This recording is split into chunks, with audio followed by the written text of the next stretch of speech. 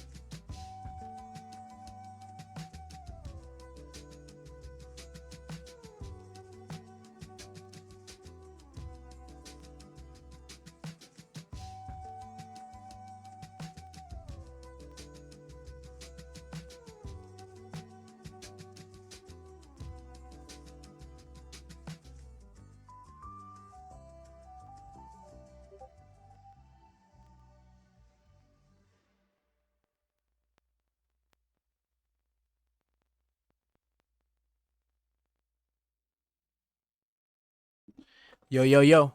We're just waiting on folks to pull up. But what's good with y'all? How y'all feeling? What's, Tired. Extremely tired. I feel that. I feel that. You been Same, working? leaving work right now. Oh, So yeah, work has been whooping my ass all week. I feel that. What you do for work? I work at Xfinity, so I work at retail. Oh, that's all you had to say. Yeah. That's all you had to say. That retail grind ain't no joke at all, bro. Not at It's all. really about to say they had me closed last night, open this morning, and then we gotta open up an hour early tomorrow because the iPhone 17 comes out and we have to set Oh, up the whole store and whatnot. And yeah, and I'm supposed to close tomorrow also, so I'll be opening and closing right. tomorrow also. Dang. Jeez Louise. Well, thank God, the online sales are they heavy because before, when all the nerds would line up outside and think it's Black Friday trying to get the new iPhone and Yep. the scalpers. Jeez Louise. Do y'all have like anti-scalping policies? Um, no, actually, we don't. So someone go in there and buy 100 iPhones. If we have them in stock and they got the bread for it, absolutely. Hey, yo, that's crazy. I mean, I Like would. definitely if they on the if they have like an account or whatnot, then what else or whatnot, then it's a little different. So it's like nobody random can just come in and just buy like 300 of them if they wanted to. Yeah, it makes sense. Makes sense. Let me see. All right. Do y'all want to see something cool? Well, I have two things cool, but I'm only going to show you one because the other one is too big. But I was at the thrift store today, and I was at the thrift store with my lady, with my woman, and she found this. Man, the little mic part is broke, but look at this dude. It's crazy. Oh no, that's hard. You get what I'm saying? A little Zenith compact VHS recorder. Yeah, I mean with the little yeah, I mean with the little shaboing boing. Stop playing. Stop playing, bro. And what's crazy is that this has like it's a zoom, it's a manual zoom, but it's automatic. Like, hold on, let me see if I can show you. Come on, boy. All right, so like you see, it's like a digital zoom low key, but it's a manual because you can adjust it here and you can adjust, I guess it's the aperture, like on the lens. So it's like a manual lens on an automatic camcorder. Oh no, that's hard. Or this might be, I think this is like it looks like aperture. It might be focus. Either way, any type of manual components on like a digital on a digital camcorder is kind of crazy. The only downside, I've seen for this so far is that the DC like adapter port to power it is on the back underneath where the battery goes. So it's like I have to get a separate charger for just the battery because I can't charge the battery with the adapter cord, which is kind of dumb. Because like I don't have to now. I gotta go find on something online to charge just the battery, and then I gotta find the thing for just the whoop de whoop. Why is this not going back in? Oh my god! All right, there we go.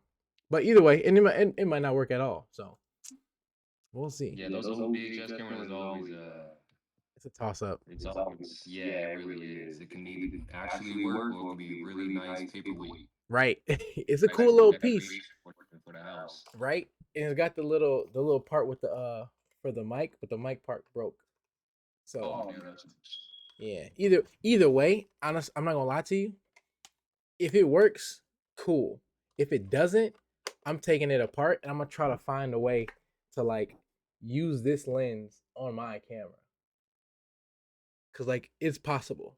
Cause as long as it's got regular glass, I can just get my man's. He's like a 3D printer. I can get him to print a mount for it, and I can just glue it, just super glue it. And if it worked, easy, you know.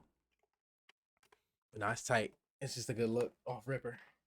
And then the other thing I got, it's not photography related, but I have a 300. It's a 301 disc changer for like CDs. That's hard. And I've been working on my. you don't need that many discs to change.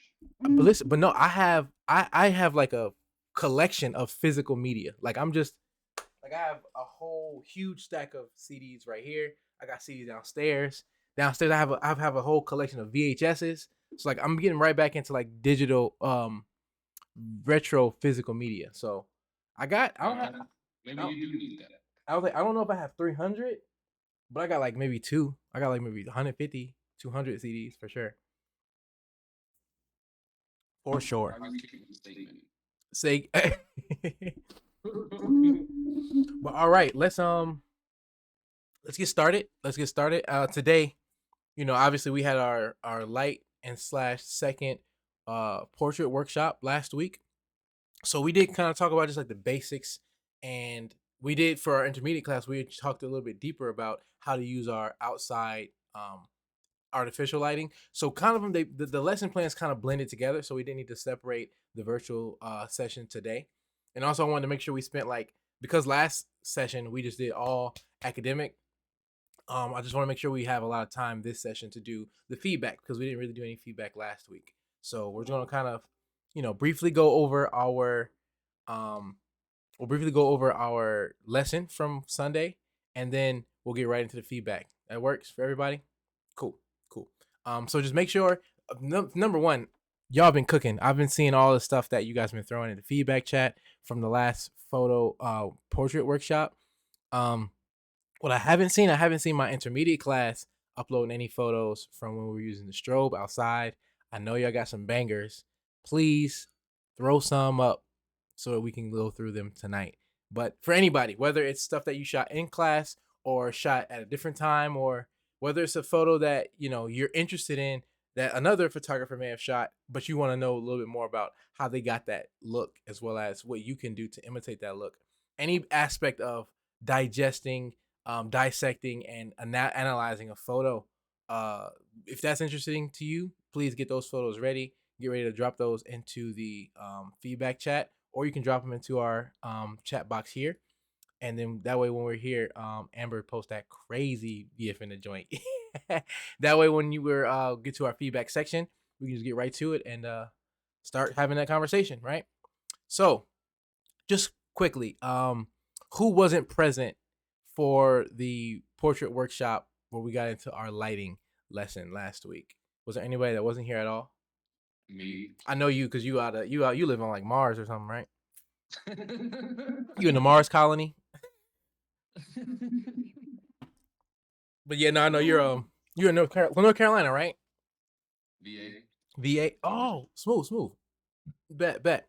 So yeah, so we just talked a little bit about just we talked about the usage of light and how we understand light and how important light is, right? And just to reiterate, um, y'all can see this, right? Like it looks okay. It's facing the right direction. Yes. Okay, cool. Because like it always trips me out because for the streaming, like the app that I use, it's backwards for me. But as long as you guys can see it going the right way, that's cool. Um, but yeah, so we talked about weeks ago about the importance of light, understanding it, and being able to identify it in different settings. Mainly speaking about natural lighting, but broadly speaking about just the importance of light and what that really means for our subject matter and just what we capture as photographers, right? Um, the way that I look at it, and it's more of a philosophical approach, I would say, I guess, but light essentially is the only subject matter that exists, right? Everything that we see, whether it's a car or a horse or a carpet or an orange, it's a result of a combination of varying degrees of an abundance of light and the lack of light or no light, right? Shadows are just on a different spectrum of the amount of light versus something that is well lit is the result of a large amount of light. Colors are just a chemical reaction from the rays and yada yada yada. So the way that I kind of break it down is just that, all subject matter, all things are there's just light. It's all light. And so if you can develop a reasonable relationship with how to identify it and also utilize it to your advantage, in most scenarios, you're going to be able to capture good photos regardless of the subject matter, regardless of the circumstance. Obviously, having a bit of like experiential wisdom with like your subject matter, like if you're shooting dance, knowing the rhythm, knowing the timing, things like that will help. But the ability to execute and just technically capture an image greatly depends on your ability to understand light and its different forms, right? So that's the broad understanding. That's what we talked about when we first introduced to light.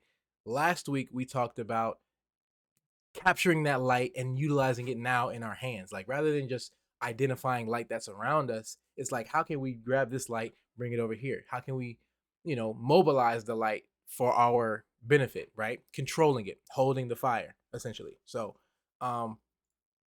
just talking about lighting broadly about like why it matters. That kind of goes into the philosophy that I talked about before about all things, all matter, all subject matter is essentially just a product of light. But also it helps define mood. It helps define shape, texture. It gives things shape. It gives things. For especially in photography, it is the thing that creates the existence of something, right? If you take a photo and there's no light present and it's a black image, in that reality, in that dimension of visual elements, like there's nothing there, right? And it might sound kind of a little floaty or whatever, but like for that image on that screen, there's nothing that exists. So the element and the inclusion of light is what creates the image, it what creates the objects. So there's really cool ways that people can utilize light to, you know, either accentuate the shape of something, or you can use it to create a completely new, unique shape, right? And we'll talk about a little bit about how that happens when we use like split lighting, right? Good lighting can turn a simple photo into a powerful image. And learning to see light, direction, quality, intensity, those are all going to be humongous things that are going to help us just kind of like get the most out of our light. And real talk, when you think about like the gear that you need to create really professional or like high quality images, honestly, any camera within like the last 10 to 15 years will be solid. It's going to be solid. Your ability to utilize the light and create creative or impactful or dramatic styles of lighting, that's what's going to really make your work look substantially better, no matter what camera you use, right? So we're going to go into some of the techniques that we can use to just kind of like immediately inject a degree of quality and power into your work, right? So here are a few different lighting techniques that are kind of like the main ones that you see in photography. A lot of these are used in general, like visual media, like photography, videography, filmmaking, yada yada. But we're really going to focus on about four of these, five technically, but I put two together. Um, you got short lighting, broad lighting, boom, boom. Just a quick look at it, just so you can see. But the first one is going to be short lighting. So when you think about short lighting, and the ones I put together are short and broad. So because those both have to do and they're in relation to the subject matter, right? Um, it's lights the side of the face that is furthest from the camera, right? So for example, if I'm looking at you straight way this way, then there is no short. I don't have a short or broad side. I just have my face. But if I were to turn at this angle, then this side that's closest to the camera, that's my broad side. This side that is furthest from the camera, that's my short side, right? So if and you know what? This is what we're gonna do. Hold on. We're gonna turn off all the lights in here. We're about to get real spooky, right? That way we can kind of like talk about and utilize some of the lighting techniques firsthand, right? So right now we have some light here, a little bit, not too much. But if I turn here, you can see the broad side has the majority of the light. Back here is shadow. So because this side, the broad side, has the most light, that's broad lighting. And then on this side, right? It's a little bit of light here, but mainly there's more shadow. The main light is hitting this side of my face. So that makes this it's still broad, but if the lighting was coming on this side, this would be short, right? So here's the example. So you see the broad side here, um, mostly shadow. The light's coming from behind, essentially the subject matter, and she's still facing away from the like towards the camera basically. But what changed the ability, like the lighting, was just how she turned her head. So immediately that made the lighting, you know, lay in, and it hit where they wanted it to be to achieve like the short lighting scenario. And automatically you can see just one lighting setup, immediately very dramatic, very deep, very moody. Like that's always going to be a really cool way that you can utilize, um, you know, a lighting technique that is going to be effective, right? So for example, right, let me turn these off. Boom. And look, I got these are just lamps from the Goodwill. Grab this guy, boom. Turn back here, turn my face. What's that? That's my short lighting. You get what I'm saying?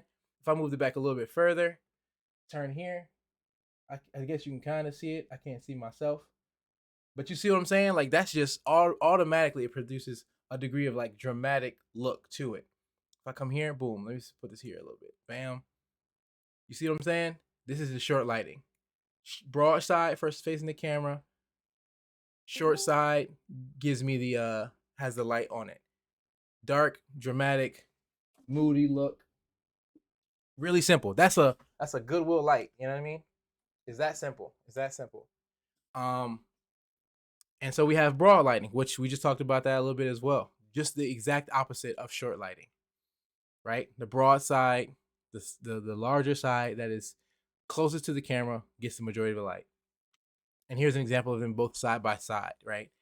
Um, the approach here was definitely more of like a glamour type of look, but what is this? How do I get rid of this? What even is this? Okay. Um, this particular look has more of like a glamour type of look. Get rid of this.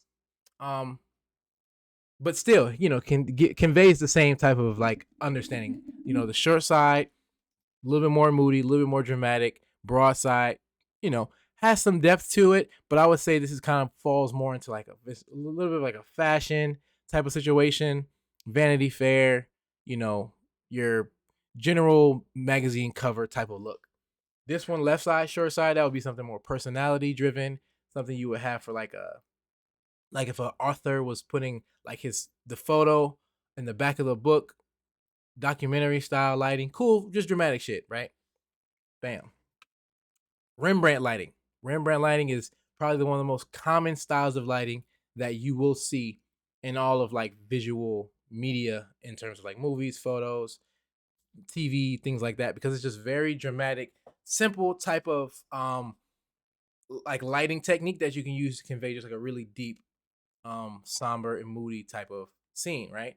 And you can always tell it's Rembrandt lighting when there's a little bit of light underneath, a little triangle of light underneath one of the eyes, right?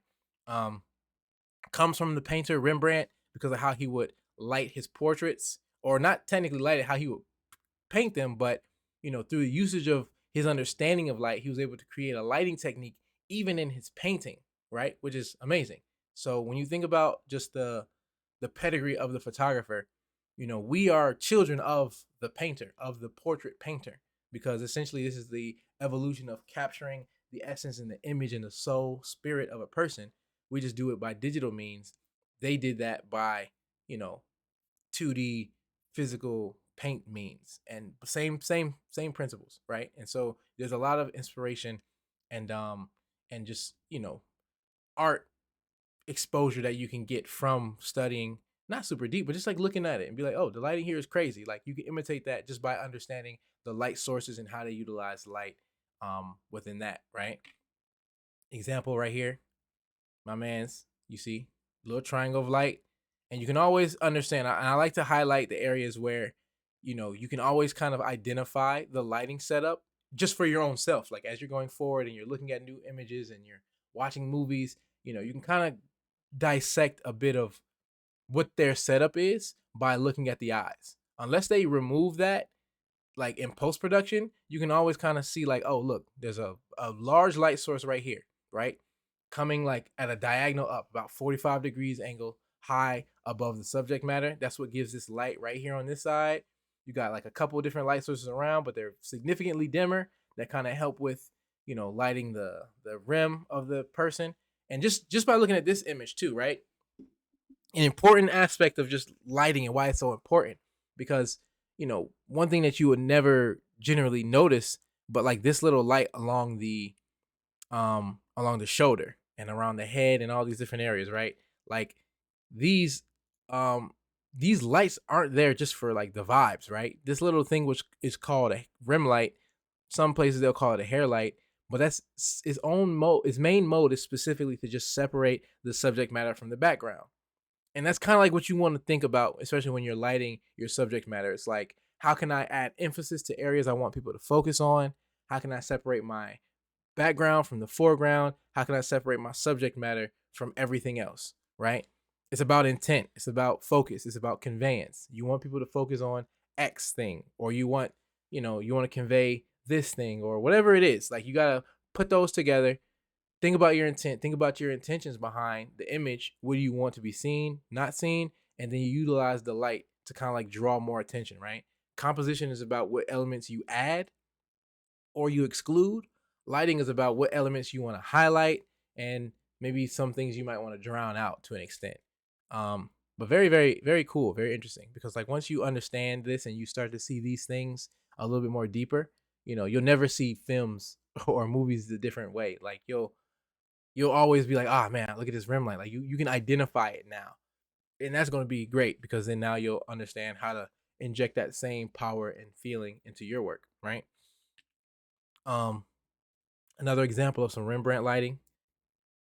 It's cool. One light source coming from a top angle, 45 degrees away, a little soft box, hits the light, hits the face, casts a small triangle right here underneath the eye, right? Bam. Butterfly lighting. Butterfly lighting is kind of like the quintessential glamour, fashion, cover girl type of lighting, right? It's often called Paramount lighting just because of how um, it was essentially made famous by Paramount Studios because of the amount of uh people that they use that they lit like this, right? They were very much known for using this type of lighting for glamorous actresses and like that very glamorous, just grand style of lighting. Uh and you can see, light from directly above, right in front of the person, shadow casts right underneath their nose like a butterfly. And that's really how you can identify butterfly lighting, right? Very flat, very broad, extenuates cool shadows and depth and bone structures. Just like very great, very great. And you can see this little shadow underneath the nose right here, shadow underneath the nose. To me, it does not look anything like a butterfly, but I get what they mean. Right? Another example right here, little butterfly. As long as you got that shadow, that's how you know you're getting your butterfly lighting, right? Very CoverGirl esque, very CoverGirl esque, right? And this is kind of like the modern, contemporary way that you see this implemented, right? When you see Neutrogena makeup, uh, whatever else commercials that are in that vein, you'll see this very broad, just nice flat style of lighting, great for illustrating just the beauty and the depth as well as the bone cheek structures. And you can see that little shadow. It's kind of lighter here, but you can definitely see that there's that type of shadow. But that's the main use for that type of lighting. So that's for my folks who are shooting makeup, and glamour and beauty and models and yada yada, hand models, eyebrows, baby hairs, whatever tickles your fancy. Split lighting, also known as side or hatchet lighting. Um, that is that refers to the lighting that literally just bisects the subject matter straight down the middle. Very strong dramatic lighting one side, and then very strong um, contrast shadows on the other side. Right. Here's an example. Kind of a bit of a mix. Like this is a shot I did, and I wanted to use split lighting, but I didn't want it to be like super dramatic to where you couldn't see the other side of the face. But same principle, right? Bisecting line right down the middle of the subject matter. One side shadow, one side colored, light lit, and then here's another example of it. Right? I love to draw parallels to movies because the way movies can be lit, very much complements photography. It's kind of all the same thing. And when you think about it, a video is just photography composed of a bajillion different frames. It's really the same thing, essentially. Um, Another example of like extremely dramatic style of split lighting, right? Subject matter, you can't even see the other side of his face at all, and it really is. It helps to convey that dramatic, very just to me sinister tones. I honestly would not use this style of lighting for anything other than like really deep, strong, dramatic, and maybe some type of like menacing type of energy. Like I wouldn't. That's the only reason I would use this, unless it was like somewhere street and it was natural and I had no choice just to give it a cool look. But you know, it's good, good, good, good, good. And then bam.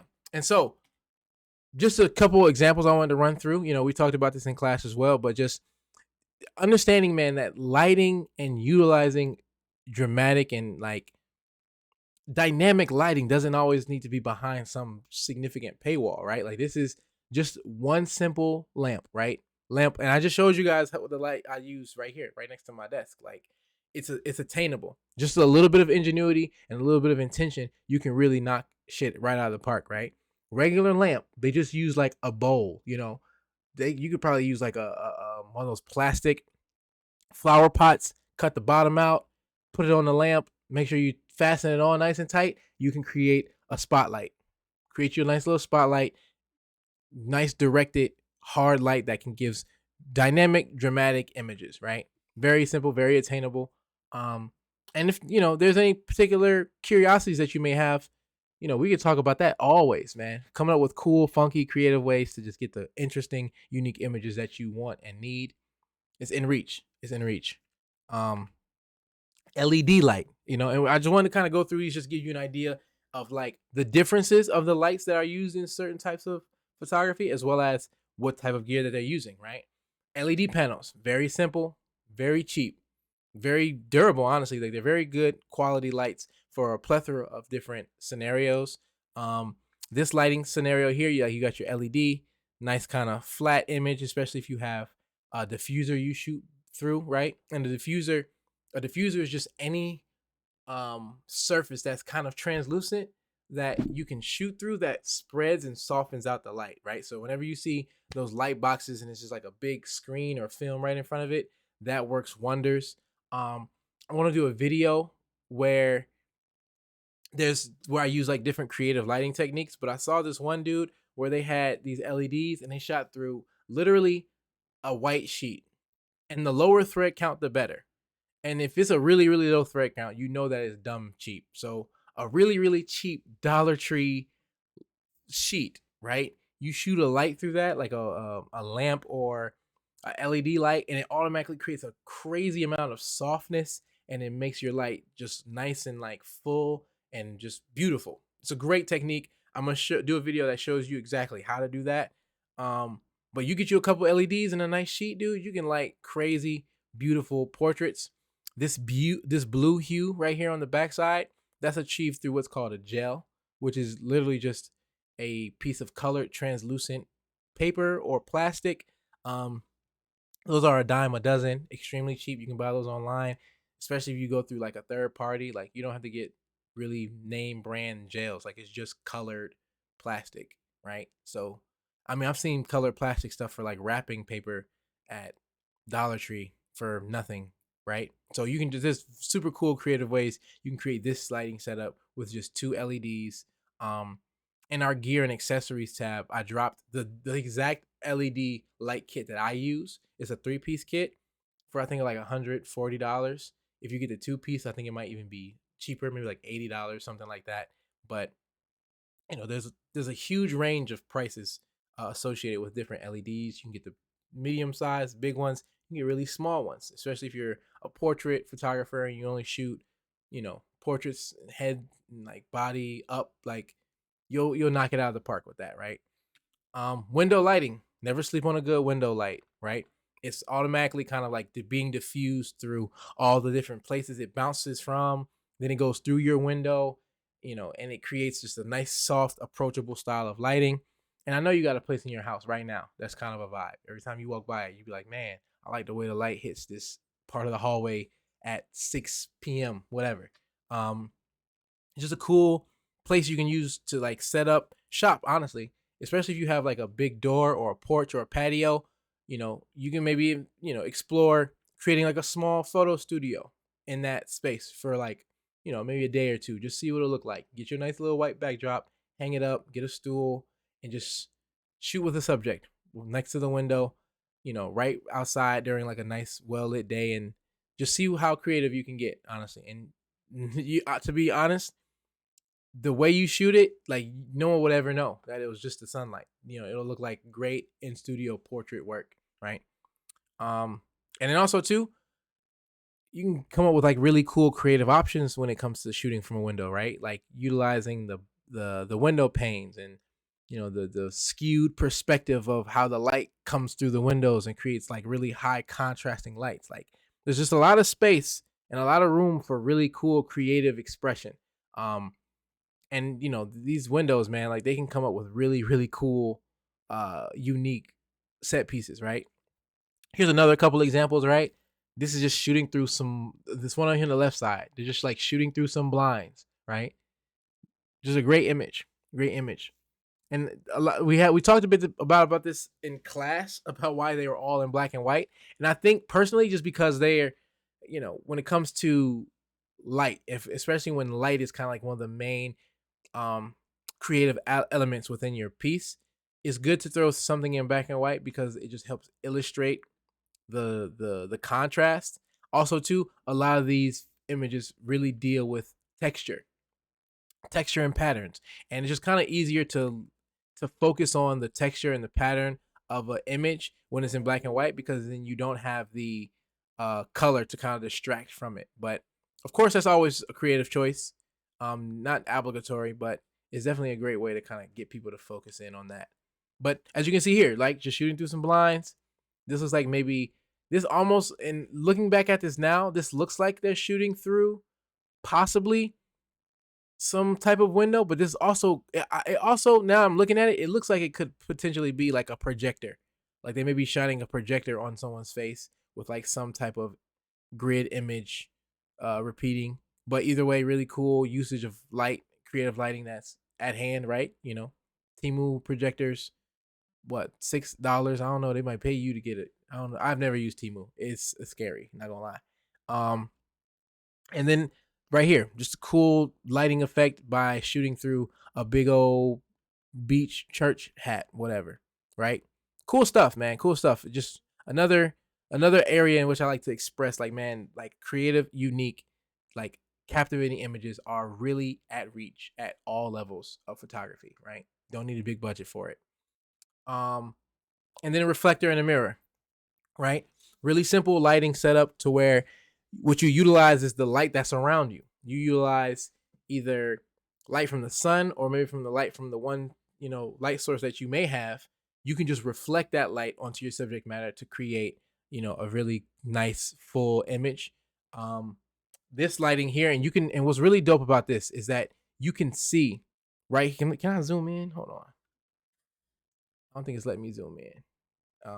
Either way, but you can see right here, if you look right here on the underneath the eye, like right here on the eye, look right here on her eye here. Can you all see that, or do I need to zoom in? Is that too far for y'all? Can y'all see the difference in her eyes? Like, you see this big reflector circle on the bottom right of her pupil versus, this side where there's no big reflector. Like, that's literally the only added light element. And like that's the deciding factor between this very flat, very dull image and this very bright, vibrant, colorful image that has a lot more life to it, frankly, than something like this. And even though it's a really nice, well lit day, that difference between, having some type of reflection or some type of direction or control over that light is really the biggest difference between this image looking very nice, professional, and this image just kind of looking like I was out here with the homies, just use my camera and just whatever, right? Are we understanding? Are we feeling this? Are we understanding the difference? Here's another example of, just how a reflector can just immediately transform an image into something that looks a bit more intentional as well as impactful, right?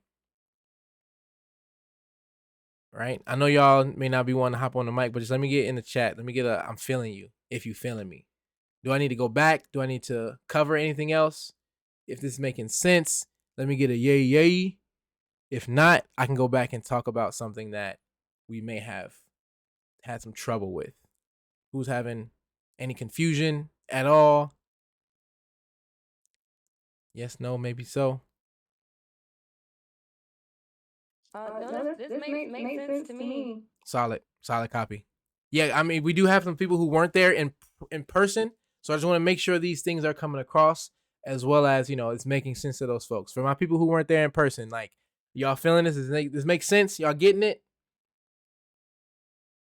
I'm also going to take this slideshow, export it as a PDF, drop it like it's hot right in the Discord so that you guys can kind of go over this and use this, man. Like, this is the stuff that you take and you put on your phone and you download, and like as you're shooting, you're like, okay, can we put this light here? Can I, you try to recreate this. And I'm big on like finding your own style and not imitating other people, but like we don't imitate styles, we imitate and we try to recreate technical execution, right? Because if you can recreate something that had a technical value, then you can then use what you knew from that recreation and then add your own element, your individual unique elements to it to create your really dope unique work. Like that's the utility behind this type of practice. You feel me?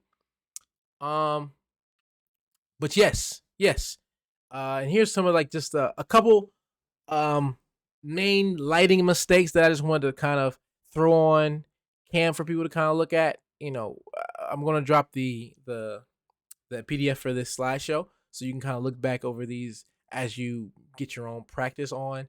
But using only an overhead lighting, um, that can create really dark, dramatic, and just really ugly shadows, right? Like how you get those like shadows underneath the eyes and underneath the nose and right underneath the mouth and the chin area. Like it gives you, it gives you that real spooky, like interrogation room style of lighting and like torture. Like it's unless you're trying to do that creatively, definitely avoid overhead lighting. Whether you're controlling the lighting or whether you're shooting at a venue or in a room where you might have like recessed lighting, just making sure if they're standing underneath it, you might be able to see them with your eyes because our eyes are extremely advanced pieces of hardware. But when you take that photo, it's not going to translate. So if someone's standing right underneath some lighting, just make them stand back a little bit. Make sure that light kind of hits them a little bit flatter, a little bit broader, and you'll create a much more flattering image. Um, Direct on camera flash. For the people who have shot with a speed light, you know what that means. For people who haven't, you'll cross that bridge when you get there. But essentially, when you have it on camera flash, you have the option of like adjusting it, and you've seen those before. Like they go like or they'll spin around or whatever. When you're using that flash, try your best not to just shoot that flash directly in the face of someone. It creates really harsh highlights. It might wash out color, all types of stuff. So the best you can do, if the best you can do is just like send it somewhere else and direct it, that's the best case scenario, right? Even with some of the lighting scenarios we talked about in this slideshow, is that even those lights may have been facing the subject matter, they weren't directly on them because remember that diffuser was in front. You want to actually have always something that either blocks light, directs light, or is in between the light that kind of hits it and it disperses it, softens it out so that it isn't too intense. um Ignoring light direction, right? That's kind of goes with the overhead lighting. That means, lighting that can come from different angles that can create unflattering blemishes, accentuate parts of the body that they may not want to accentuate. It can make noses look bigger. It can make all types of stuff look crazy. Um, and it can, uh, make people's, just, it makes them look abnormal. It can distort their body shape and contort how they actually appear. Just be really mindful of the light direction it comes from. Shooting in harsh midday sun, that's going to be your time range between like honestly like 12 midday. That's like 12 to like 4 o'clock. Once the sun starts going down, you're getting into your golden hour range, and like that's really really nice, really great images can be gotten during that time. Pro tip for photographers, especially for the beginner to intermediate. Contrary to popular belief, cloudy days are your most ideal lighting days, right? I know you want to go out when it's sunny and it's beautiful. And remember, what we see in our eyes is not how things usually translate on camera. Shooting on a cloudy day is going to give you a really nice flat um, image, right? You can think of the clouds as like the light box. That's like the soft box or the diffuser for the sun that just kind of softens out the light, spreads things around, and it makes the shadows a lot more flattering and a lot more pleasant. Otherwise you'll get a lighting scenario where you get those, harsh lighting highlights on their cheeks. They might be glistening, real shiny looking, or they'll create really harsh shadows, right? Mixing color temperatures without intention. That's for folks, who have a DSLRs and they have a little bit more color temperature control. Just be careful if you're shooting in direct sunlight. You don't want to be on like a tungsten or fluorescent type of lighting setup. Add too much blue or you want to add too much orange. That's for my folks who are a little bit more comfortable using their color temperature controls, or at the very least are kind of sliding between their color picture profile presets, right? Um, Placing subject matter too close to the background. That's a big one, right? If we go back, right? So if you look right here, the lighting that you see on this subject matter, like it keeps, like if you look here on this background, it's kind of like a darker bluish black, whatever, gray, whatever, right? When they added the light, it didn't change the color quality of the background because they're further back. But if they were much, much closer, as you can see here, you can see there's a little bit of a discoloration with the light that's being shined on the subject matter because they're close enough to the background to where the background can be affected by the lighting that they added. It's very minuscule for this shot, because they were kind of like shot at an angle, so it's not a big problem. But if they shot with their back directly up against the wall, that lighting would have created a much different orientation than they would have intended. So generally when you're lighting somebody, and unless you have a specific intention to light the background, create a good degree of separation between them so that how you light them doesn't affect the rest of the setting, right?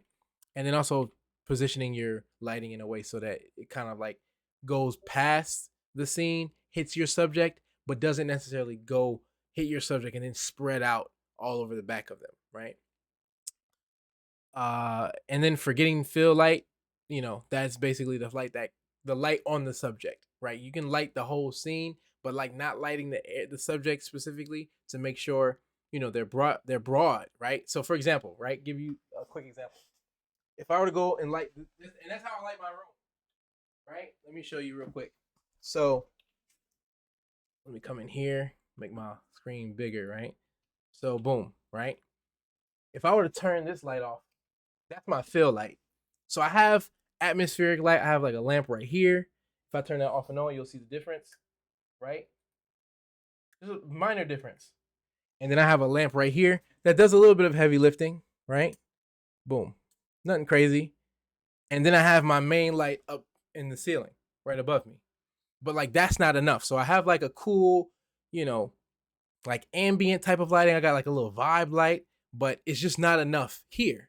So I have one last LED, small panel, maybe like a little square, like this size, right? I have it right here up on my wall, and that's just to fill in the gaps of everything else, right? It just fills in the gaps. So it gives it a lot more dynamic space, right? Because I'm lit separately from the background.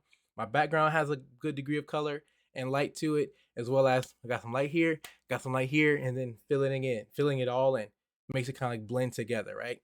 Movie magic, right? You'll look at something or a scene like this and you'll go, like it's just one nice, really cool light. But honestly, it's a collection of a bunch of different lighting that can create a really cool visual harmony. Um, Standing too far from the light, that's the same as placing subject too close to the background, essentially. Don't want to guide or hold anyone's hand through that. It's really seasoning to taste, right? Like you find the style of lighting that you want, you figure out how to do it, and you imitate and you replicate that technique while adding your own individual unique element, right? So you do that, and then forgetting to check the catch lights. That's a bit more technical for folks who are using a bunch of different lights. That is just kind of like those other lights that are around, right? Just forgetting to check where they are and making sure that they aren't um just kind of like destroying or taking away the harmony from your overall lighting setup, right? So super simple. Um, any questions? Any concerns? How do we feel? How do we feel about lighting? Do we feel like we can go out there and start cranking it out ourselves a little bit? I feel like I can start lighting some shit up. On God, that's what I'm saying. That's really what it is. And listen, what's dope, man, is that, and I promise you, God's my witness. Almost every other day, I just pop over to the Goodwill or any thrift store, and I go to their electronic section. It's amazing. It's amazing. Like when I'm looking for lighting for like my portraiture mainly, um, bro, I have like a couple like big boy lights that I use to get the job done. But for the most part, it's like, bro, I'm looking for lamps and LEDs, like little things that are portable that I can pick with me, take somewhere, as well as reflectors and mirrors. Because in most cases, I would much rather like reflect or bounce natural light to my subject matter rather than use a bunch of artificial lighting that can just kind of feel synthetic. You know what I'm saying? So, and I'm pretty certain. Let me go back to gear and accessories, but I'm pretty certain I dropped in my list. If I'm not mistaken, I did. I think I added a reflector. If not, I'm gonna do that tonight. I'm gonna do that tonight.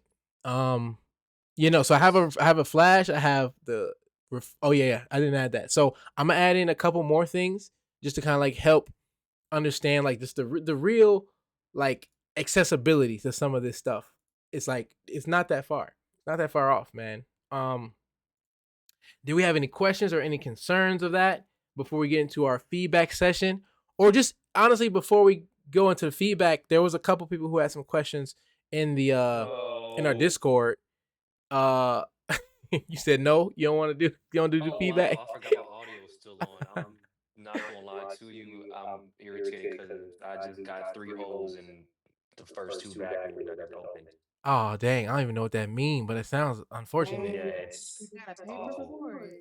Yeah, I Dang, got a paper, but that joint broke right down the middle. Like that these sounds joints tragic. tough. Like That sounds tragic. but yeah. So if do we had a couple questions? I know Stead had a question. I want to give this like a couple minutes just to talk about some of the stuff because I think some of you guys' questions was really important just in general, and then we'll get into feedback and we'll talk about that while people are getting their photos ready for the feedback session. Because I so far I haven't seen anybody drop anything, I'm nothing. coming. I'm coming. I'm I coming. know, right? Get them photos ready. So, like we said, these can be photos that you shot yourself that you want me to kind of like talk about, give feedback on, or it can be photos you saw that you didn't take that you may just want to get a little bit of insight on. Like, man, I always love this photographer's work and it's very inspiring, and I want to shoot stuff like this. Like, we're all here because we want to be photographers, right? We all want to shoot some cool shit because we saw some cool shit. So use this opportunity to go get the stuff that you know you want to do and bring it in. Right? We're trying to figure out how to get to where we want to be. So if you have images, if you have inspiration or things that you want to work towards, this is the perfect opportunity for you to go get that image from that commercial or from that girl's Instagram page or from that magazine, and you drop it and we talk about it, right? Because I can, as much as I can, I can help you go, hey, they use this type of lighting. You need this, you need this, you need that. And that'll help you give you an understanding to kind of get you one step closer to achieving, your goals of just creating the art that you want to see for yourself. So that can be work that you question. shot. Yes, sir. Can I end up posting pictures that I have taken of myself? Because I had did a photo shoot recently for myself or whatnot, and we end up playing around with the lighting a lot. So, Absolutely. Yes, yes. So like, I highly encourage you use, I highly encourage you upload your personal work. That way we can talk about the stuff that you've done right and the stuff that you maybe okay, could do differently to make it better. Um so that's a bet. that's highly encouraged. Like your own personal work, whether it's stuff that you shot in class or something you shot a long time ago. It doesn't really matter when. But understanding the things that we do well and the things that we've done correctly, as well as understanding maybe the areas in which we could have been more mindful with our work, like that's going to help you replicate good habits rather than bad habits. Because here's the thing, right? Here's the thing, and this is important. Um, and I mean this respectfully, but I'm sure y'all got friends and family and folks who support you no matter what. And social media and a bunch of other ways that we share our work doesn't necessarily make us better artists, right? Like if you share a photo, and I mean this respectfully, if you share a photo and it's not good, your people are going to really rock with it. Like they're going to like it. They're going to tell you it's fire. You're going to get a lot of support from that. But that's not going to be the constructive criticism that you need to really improve your work. And what's really sad about that dynamic is that if you were to share work that is essentially subpar in terms of technical execution, if you get a lot of like praise and like validation from it, you're going to subconsciously like recreate that work. You're going to keep recreating the style of work and like how you shot that. And you're going to constantly chase the likes that you got from just like your community. And it's good that you have folks that support you, but you don't want people that's going to support work that isn't at your maximum Good. potential and it's not good. Y'all understand what I'm saying? I'm trying to be nice. But like real talk, it's not, especially when you're learning something from the beginning stages, especially photography and visual art. The worst things you can do sometimes is sharing it with people who can't help you get better. I Especially got if called a they're hater a couple months ago just because I gave like mm, my my little advice of on somebody else's photo or whatnot. But like I didn't even do it harshly. yeah.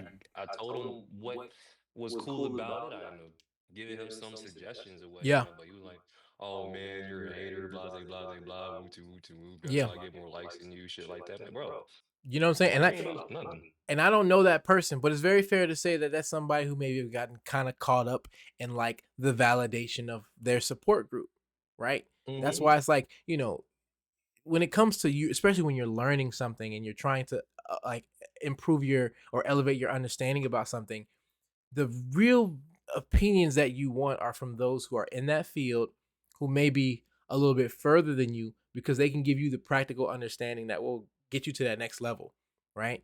So One just thing that I noticed was it'd be the people that have, the most expensive gear that facts. really be ass. Like, I mean, because there's a lot of folks because who they people think that the gear is the step that they need to get to make the work good, right? And I see a yeah. lot of folks make that mistake to where they think they're like they see a really good photo and they're like, yeah, man, what you shoot that with?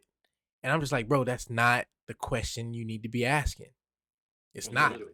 It's not the question. And like, sometimes the worst situation you can have is when you do have the money for the gear and you go out, you just drop a bag on a bunch of shit because you watched a YouTube video and this guy said you need to get a Sony blah blah blah with this lens and you got all this stuff and you're out here and you're making not work that you like, and you don't there's you get discouraged when you have all the gear and you think you're supposed to make good images because you have the gear. You get really discouraged when you're not making it right.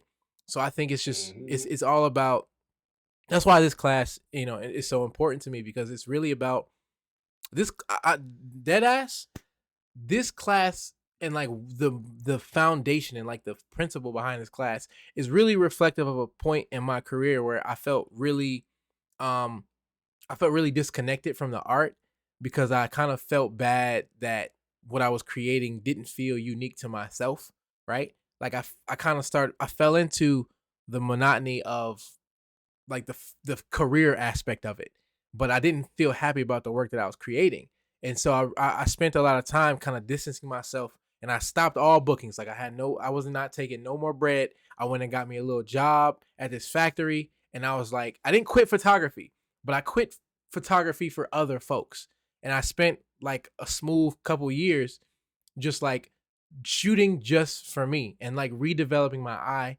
redeveloping a love and a passion for photography, and trying to make sure that the next time I started, accepting bookings, that I was going to be in there somewhere when it came to the work that I produced.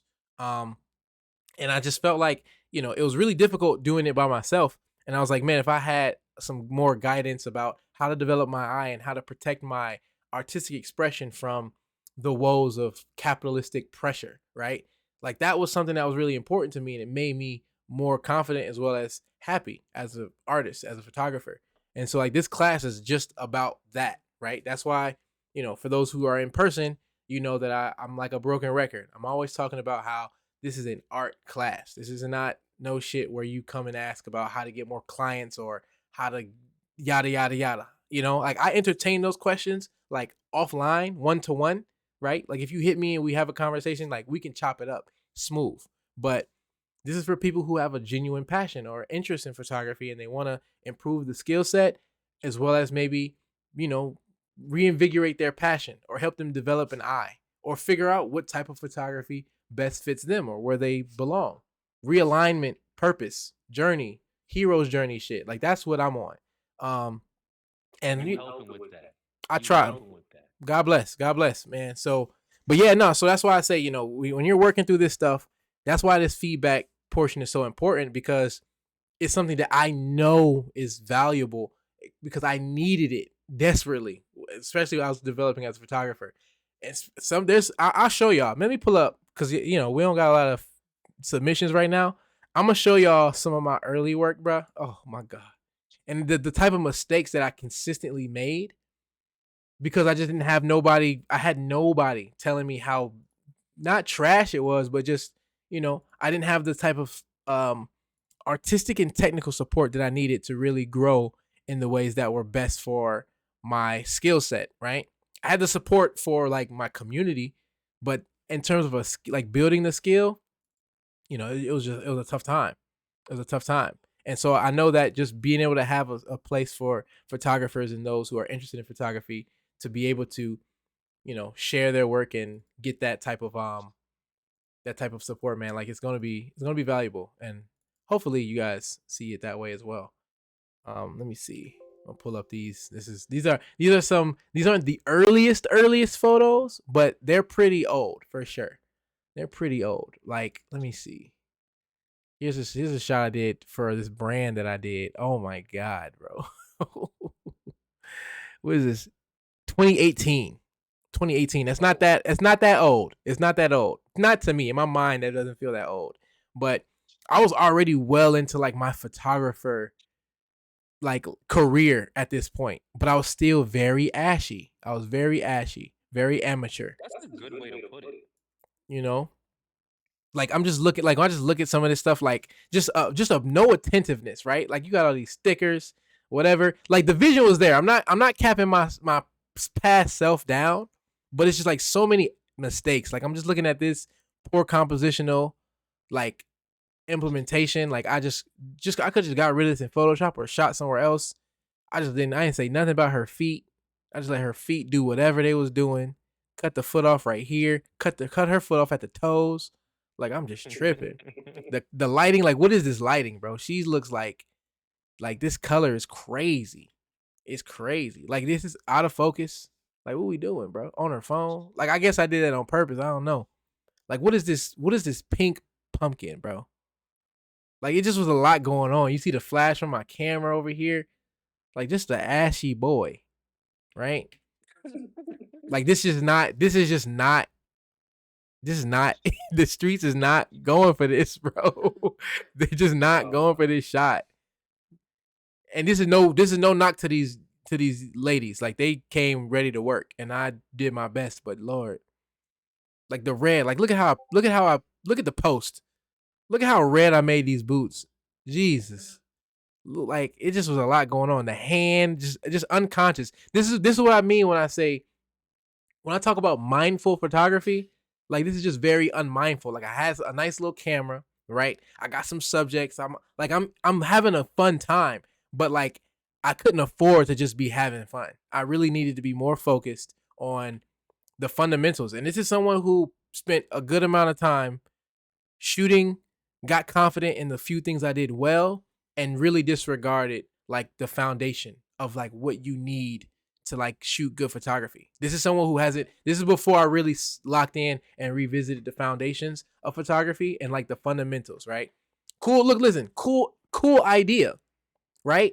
Like the foundation of who I am as a photographer now, it's there, right? Like slower exposure, incorporating the blur with the car behind it, but just bad execution. Like I still don't know what I was going on with these colors, bro. Like Jesus, super red, decent shot, right? Decent shot. Like these aren't bad. It's just unmindful, right? Really soft post pro. Like this is probably one of my favorite shots of this shoot. I definitely remember this being like, okay, I like this, right? Like just even like little shit like this. Like the bag is unzipped. Like it's unzipped and it's like, you know what I'm saying? Like come on, bro. Come on, just zip the bag up. This is a good shot. I like this shot. It's cool. Right? Like this just, you know, just not as mindful. Here's some other ones. I think I got. Let's see. Um, here's some headshots that I did. Right, not bad headshots. Just young, unmindful. Right, composition stuff just kind of out of here. Like, look at this. Why is this here? Why is this incorporated? Little thing. Like, if it's like either shoot in front of the red barn or don't. Like, why why you got 6% of a red barn in your background, right? It'd be the things we notice after the shot. Exactly. The bench. Why are we even doing this? Like, not bad stuff, but just you're just not mindful. Just not mindful. And this is the stuff is like, and when you look at it, right, the way I organize my work, right? This is stuff, little organization pattern I've been using since I was young, right? But like this is what 2018, and these are like my older images, right? If I go to like Dunish 46, right? These are like the ones that I really liked. This is what year is this? This is 2020. Well, no, this can't be. That can't be right. 2019. Yeah, I was thinking. So I reorganized it recently, but yeah, man, it's just it really takes a strong community as well as either mentorship or some type of examples that can really help you just take your work and get the feedback that you need, man. It's important. It's important. And one thing that's really cool is, especially when you're working with somebody who's a professional and not an asshole, it's like, they're going to give you real good criticism, valuable stuff, and you're not, you don't have to feel embarrassed about it. You don't have to feel embarrassed about it because they understand if they're real, like, artists who really went and paid their dues. No one's gonna look at you and be like, "Man, you really some trash," because we all been there. We all know exactly the degree of trash we were and might still be, right? So we're about to go through some of these images. We got Crystal. Crystal, you down? You cool? We share your images on screen and like talk about them as a group. Yeah, for sure. Heck yeah. Heck yeah, I'm about to download these. These are fire. Love these. I'm so glad, man, that you guys like really kind of locked in on the lighting workshop. Like, y'all came away with some heat, some straight Texas Pete heat. Let me download all of these. I'm gonna download a couple of them. Amber. Also, Jazz, did I share that link with you with your photos from Sunday? Not yet. My fault, twin. Let me do that right now. Cause literally I uploaded them and I was like, these are gangster. Super crazy. Hold on. Literally gonna send them to you right now while we on this call. That way, if you want to share any of them as well, please feel free. Because I did look at some of your work and it was fire, absolutely fire. Perfect. You cooked, and you were using that fully manual lens, just kind of like getting out your comfort zone. You feel me? Like I rock with it. Yeah. You're really doing the thing. You're really doing the thing. Where you at? Hold on, let me find your joint. All right, here we go. All right, I'm sending it to you right now. Bet should be in your whoop de whoop. So let me pull up. Let me go back. Let me go back. All right, we're gonna pull up first. We're gonna pull up Crystal. Nothing like it, Crystal. Y'all remember that? Is that just me? I'm the only one remember that. All right, for sure. I think it's just you. Dang. That used to be the model for Crystal's, the restaurant. It was like nothing like it, Crystal. It was tight. It was Yep. tight. One of Crystal's NBA. Yeah. Oh, I've never heard that. I don't know, man. I be feeling old every day. But listen, off ripper, right? Amazing, amazing, great use of just the color temperature, especially the color temperature, because just using that extra warmth really adds that life back into the areas that you lose when you use split photography, right? Love the capturing of the hand motion, makes it a lot more personality, a lot more dramatic. Just firework. Are these raw or did you edit these? I edited this one a little bit. I think the last one is the only one I didn't edit. Mm-hmm. I like it. I like it. What did you add the warmth in post production, or did you do this with the lights on site? I think it was the lights on site. I didn't really edit much. I just added like a little bit of contrast and then my exposure was off a little bit, so I just Mhm. added a little bit more brightness to it so you can see the split light better. Nice, nice. Honestly, I mean, I love everything about this shot. To be honest with you, there isn't really much that I would do differently. The only thing that I would have liked to see is just a bit more detail because I see that there's a bit of like story that is already here, right? So number one, I'm always going to probably crop in a little bit, put those eyes down on the third line, right? Because it just kind of gives you that rule of third principle. But honestly, also, um, I see the book, right? And it's only when I really like look that I can see that she's holding a book and she's kind of rifling through it, right? So what I would have done is that keep the lighting on her, like how you have it. It's perfect, right? Great use of split lighting. But you can probably use another little light, bring it down lower, and remember you use those barn doors to really minimize how much bleed is there. So you could have probably threw like a little extra light, maybe lower from the side, that could have given like the light. It could have given the book a little bit more definition. Like create, like how we talked about creating separation from the subject in the background. You did that with the light on her. Like she's separated from the background. But then you have a second subject, which is also the book. And it kind of sits on a different plane because it's a little bit further ahead of her. So just a little bit of light. You even could have used your phone light and put it down like right on her lap next to the book. But just create any little bit of lines or definition that kind of separates her from the background and just makes this book look more, just makes it more a more demanding, or what do you call it, dominating presence, right? Because it's kind of subtle. You only can really see it when you kind of like look deep at it, right? And for my opinion, I think it's a really important part of this image. It's really dope, really really dope. Great work, great work. Thank you, thank you. Let me see. Nope, not these. This one, no notes. Banger, just a banger. Honestly, just a banger. Honest to God, like yeah, Slight man. lighting on the right hand side of the cheek. And, Okay. and what did you shoot this with? What do you mean? Like, were you using your phone or were you using a camera? Oh no, this is my camera. Yeah, what camera do you use? I have a Canon Mark, let me see, EOS 5D Mark III. Canon. That's not the official Canon Yeah. sign. Don't do that anywhere else but here. But this, listen, honestly, man, and this is what I tell people, right? You said that it's the Canon Mark what? EOS 5D Mark III. EOS 5D. Let's just check this out for a second, y'all, real quick. Watch this. Look, Canon EOS 5D Mark III. Mm-hmm. Mark III. What's the release date on that guy? 2012. Yeah, she's a dinosaur, but But she's that girl. fucking getting the. But look at this sharpness. Look at the clarity. You get what I'm saying? Look at the clarity. And then just to really drive the point home to y'all, right? Let's look at the Mark III megapixels. Right? Megapixels essentially that is the amount of detail and clarity that you get in your image based on how many pixels are in that image. Mark III, 22.3 megapixels, right? This camera was made in 2012. Now, if we look at the Canon EOS R, the R6, that's the camera that I'm using right now as a webcam, right?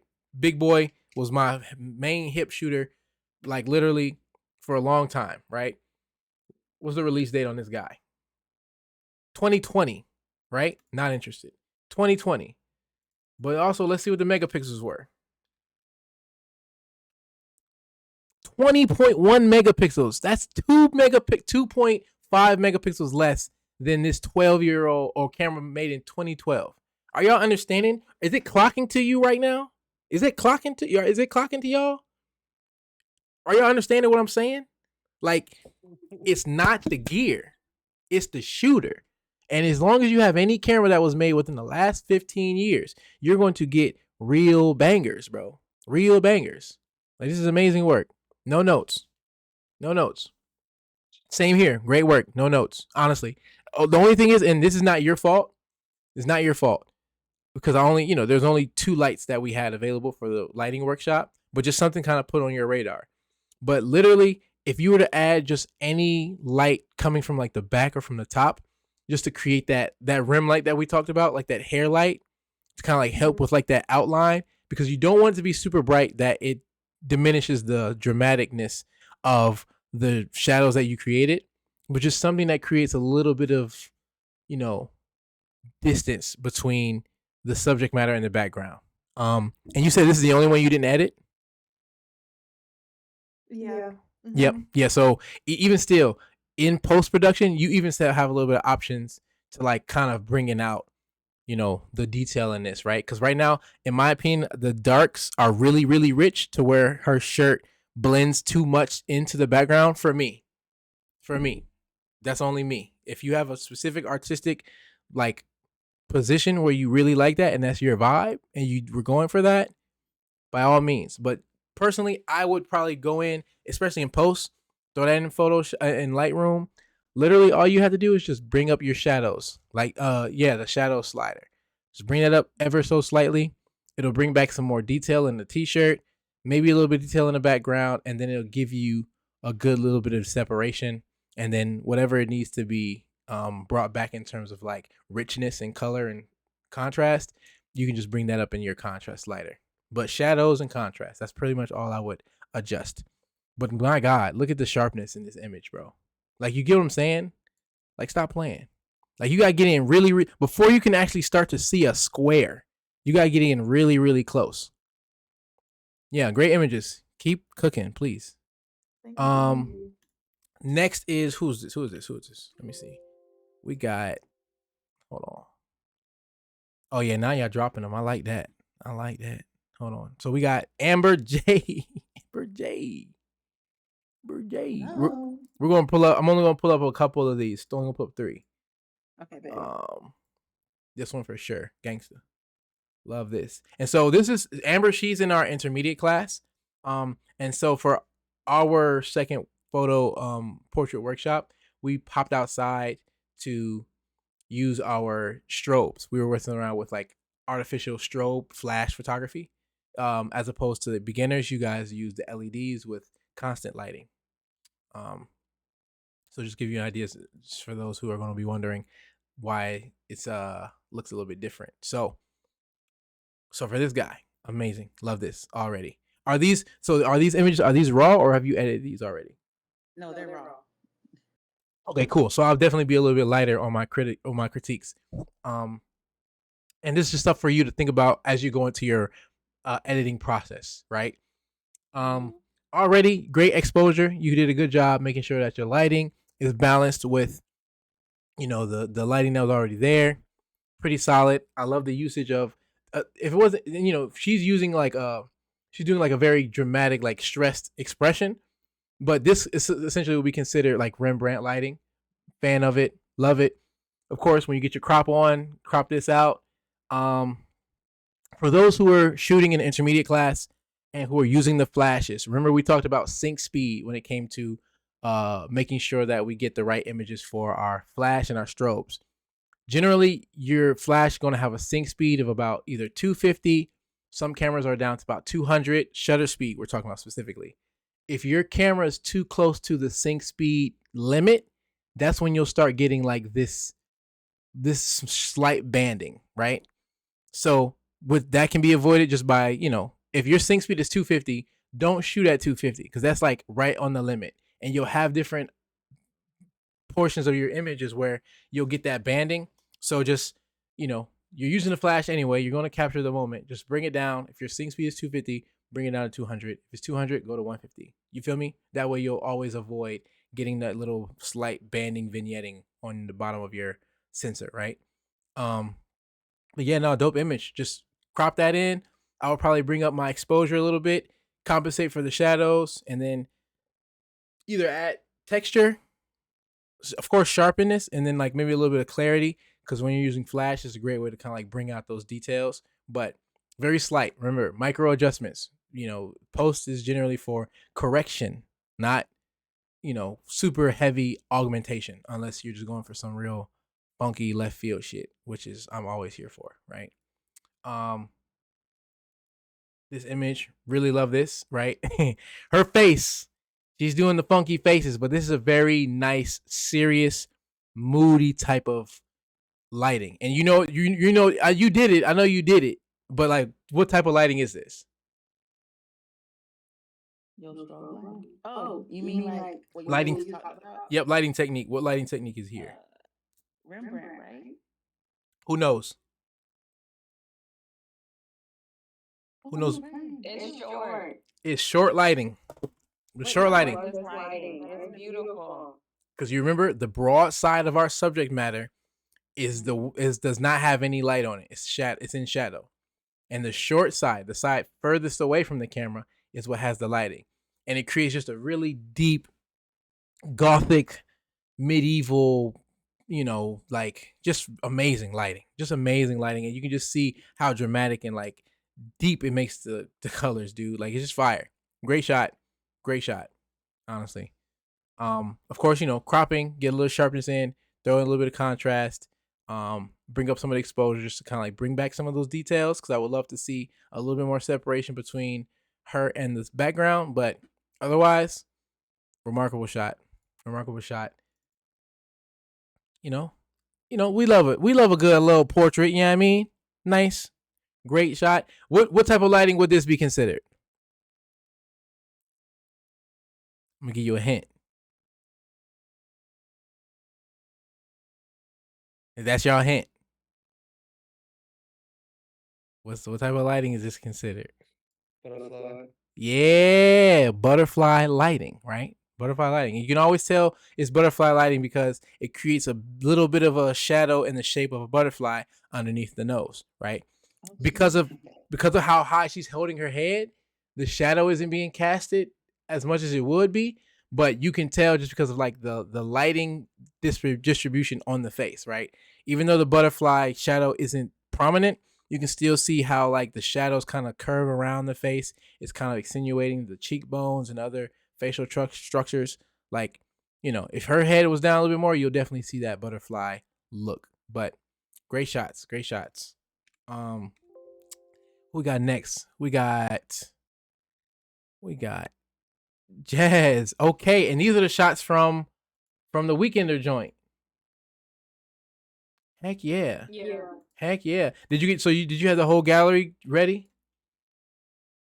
Not ready. It's almost ready. No rush, no rush. Yeah, well, as soon as that's done, let me know and we can lock in on some we'll lock in on our on the session. We can just, go through all of the we'll go through all of the whole gallery. Go through the whole Okay. gallery. Dope. And I'm just gonna go through and download Novis shots. Am I pronouncing that right? How you pronounce that? My fault, G. Novis. Noves. I like that. I like that. I bet. All right, so now we're going. We got Jazz on the chopping block. I'm just playing. All right. All right. Number one, stunning. Love your color. Love your use of detail. Love the focus on the detail. You're really honing in on what's happening, right? Very artistic exemplification of the event. And yeah, dude, it's just fire. Just fire. Is this when you were shooting on that 35 or were you shooting on your, was it 18 by, what was it 20 something? It was the lens that you gave me. Okay, nice. Yeah, great usage of this, man. Like you really did your big one. And I just kind of like browsed through the other ones, right? Like I like this. I like this a lot. I like the perspective. I like the angle. You chose to shoot at a lower angle. That kind of gives like a really cool perspective. You're shooting through people. Gas, it creates that corridor, and it creates a really immersive perspective. The only thing that with this shot is that I can't directly identify the subject matter or the main subject. Like I don't know where my eyes are supposed to go. There's a lot of areas where I can look at, but you definitely want to have something that is either a front runner or you want to completely embrace a full chaotic style of composition, right? This kind of feels somewhere in the middle. And when it comes to composition, in the middle can sometimes feel like nowhere, right? But I like the lighting. I like the angle. This style of shot, like this is right on brand. So continue to just mess around with this style and how you executed this, because this is how you stumble upon really great images, by just pushing the boundaries, doing something uncomfortable, and doing something out of the box, right? Um, because I honestly, at a different point, at a different part, or a different timing, honestly, this guy right here, like if he had like a really cool angle, or he was like doing a little move, like it would definitely been him that my eyes would be drawn to, just because of the lighting scenario.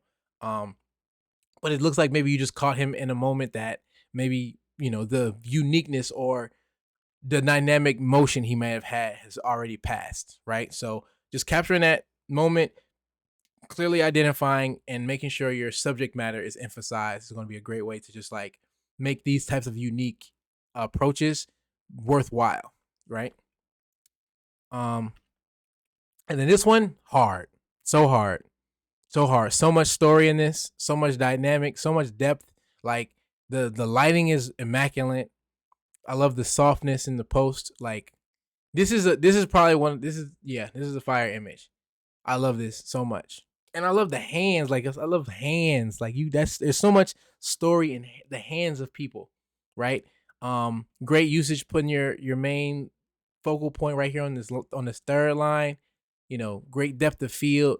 The story shows that they're out here. There's dance and there's people and there's love and there's interaction, and just like the hand, it's just like the openness of it. There's so much depth. I can really go deep into like why this is so amazing. But just technically, it's amazing because you just did your big one. You shot a really great shot. The colors are great, and you said you edited this one, right?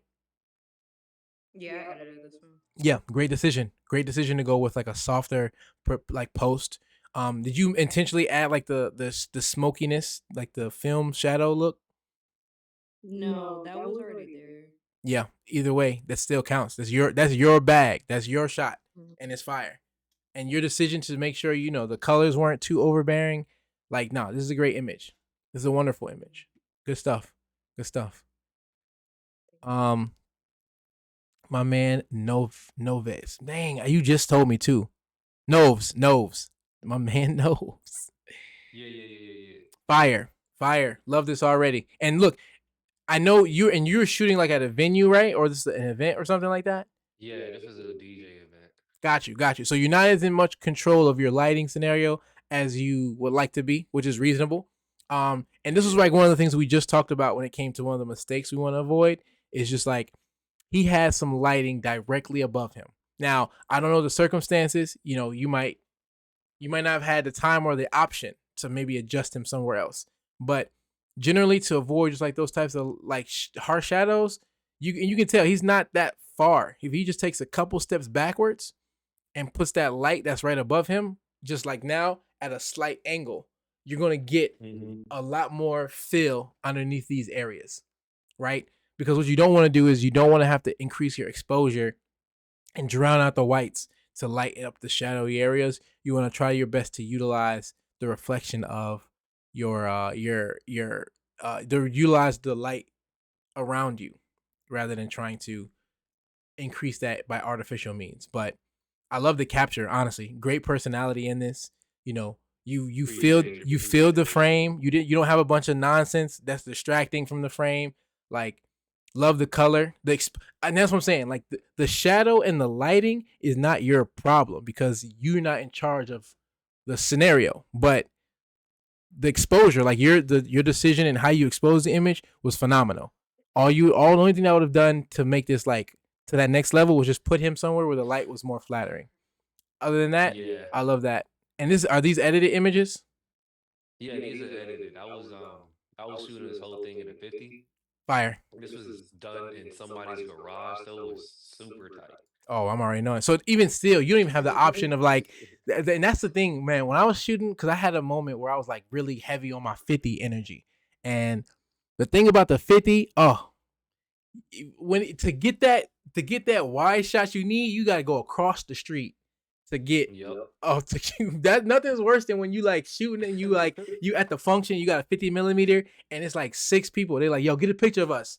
You like, oh my God, bro, I can't. You're like, I can't. I can't. And sometimes, I've done a couple times, bro. I'm not gonna hold you. When I had the 50 and I'm like at the function and I can't stand back and they're like, yo, get a picture of us and it's a group of them. Wallahi. I'm not doing that. Give me your phone.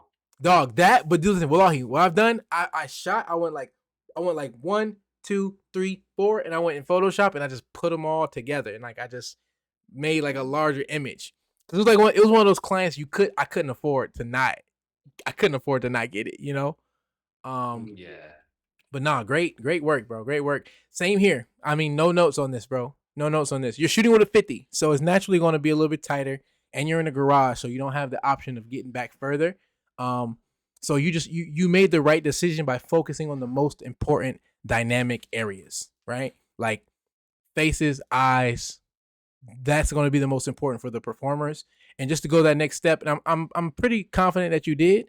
But when you're putting that together, and you know that you can't shoot the entire scene, make sure you allocate time to go and get those little details that you can't get all in one image. So you got this, right? Get in closer, get more of a focus on just the face. Then get another shot where you focus on just the hands. And then maybe get a couple shots of them with they fits. And instead of turning one image into grabbing everything, now you create like a little bit more of a story by focusing on what's happening, who's doing it, who they're doing it to, and how does it make them feel. And immediately you're going to always, if you can hit that between each set, they're going to be like, yo, this photographer didn't just capture photos, like they captured the story and the essence of the moment. You get what I'm saying? But great work. I love your post-production because it's unique and it's not overbearing. It's not too harsh. The only thing that kind of stands out to me right now is some of like the reds. Like some of your reds feel like they feel a bit unnatural.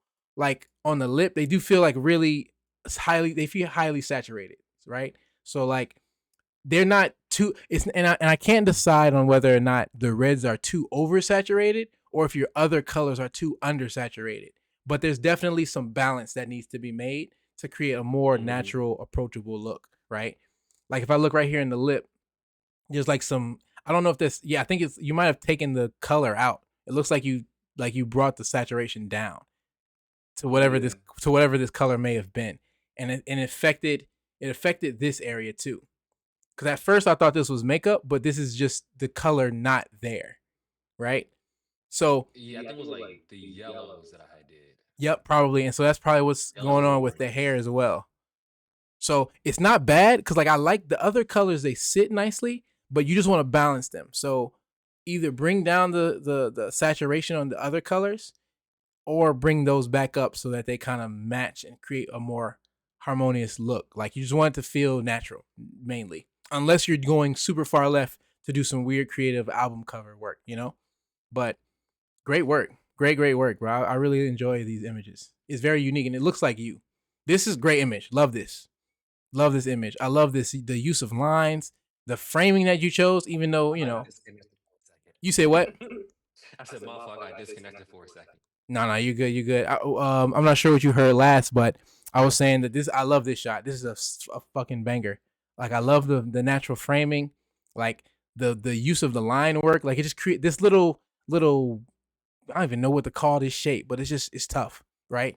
And your inclusion of the negative space down here, was just masterful, honestly, because most people will see that and be afraid of incorporating this much nothing, but it really plays to your benefit when it comes to just like emphasizing this image and just like really following along these lines. The only thing I would have done different is crop in because this part not really necessary, doesn't serve anything.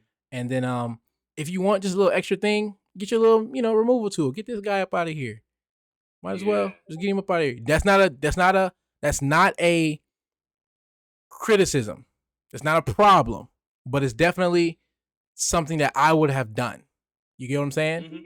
Definitely something that I would have done. But yeah, no, great work. Let's see what else you got. This one, same. Listen, great shot. Same as the other image.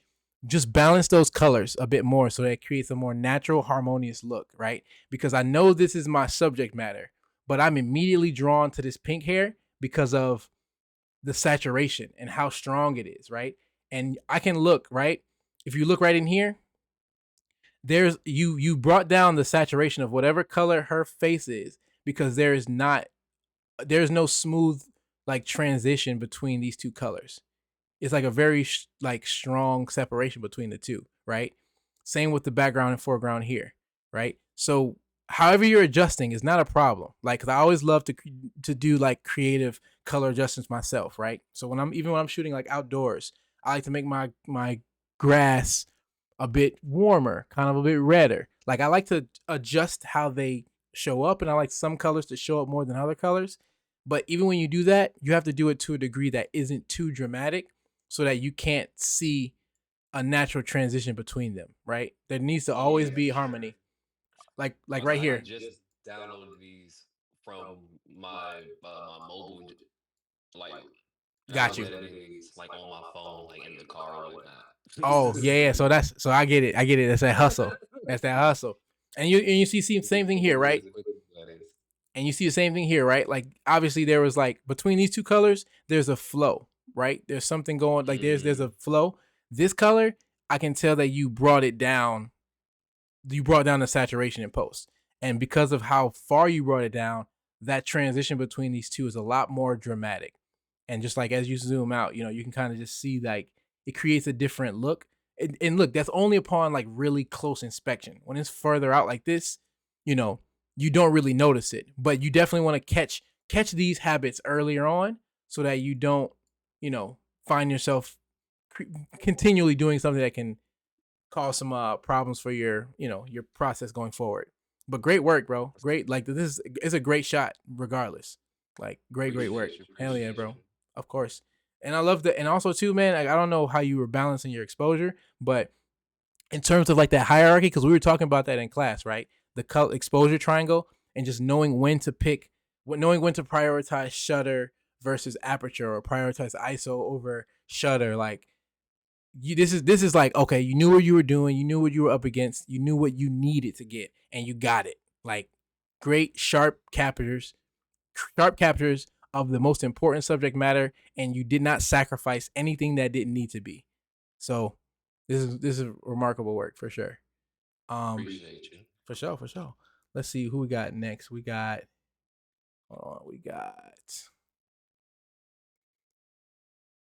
Clarice. Let's do it. I'm gonna grab a couple of these, okay?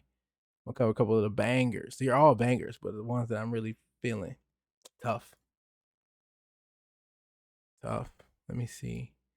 Um, love this one. Oh yeah. Yep. It's a fire. And then let me see one more. No, this was tight. This was tight. Yeah, we'll grab these.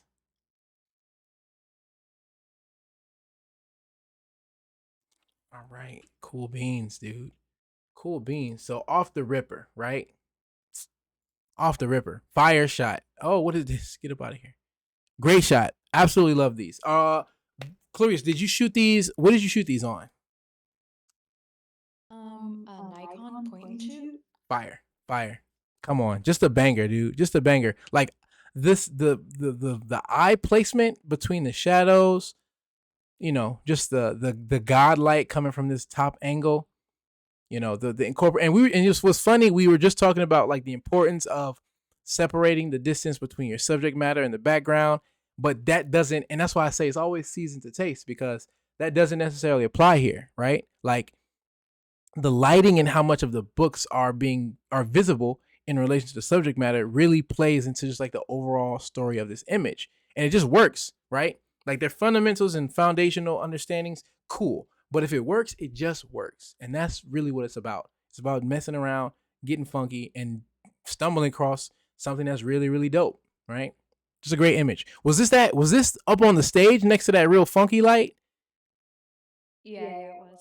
Ah, see, that's what I'm saying. You really be going off. This is tough. It's great work. Great work. Heck yeah. Thank you. Fire. I mean, I'm not gonna lie to you, but homie, bro, his name is Greg. Bro, he really got some of the fires. He got some of the dopest shots from that day. Cause I don't know, he just kind of like has that look, bro. He has a look, but also for whatever reason, y'all were absolutely cooking when he was modeling. But I love this. I love the neutral look of it, right? A lot of people have taken like a more warm tone. The neutral look is for me is a lot more flattering, right?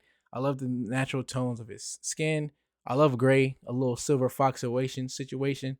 Only thing I would have done differently here would just been because you were going with the split lighting, just kind of lean more into it because the lighting is bleeding over enough to where you get a little bit of glare on his eyes, and that definitely can be a little bit more like distracting because it kind of makes him look like a little supernatural, right? But Yeah, that's what I was trying to do, but it didn't work. no, no worries. I mean, you crushed it regardless. It's just next time, when you're doing your split, you want that split to be dramatic, like straight down the middle. And that can just be achieved by either having your subject turn their head a bit more or just move your light a bit further to the side, right? But either way, great work, great execution of the techniques. Like this is fire. This is great work, dude. I'm so happy about this. This is amazing, right? What do you know? What lighting technique this is? It's honestly a mix between two. It's a mix between two, low key. Who knows what two it kind of like Short? represents? Say again. Is it short lighting or? It's short lighting and then it's mixed between kind of one more.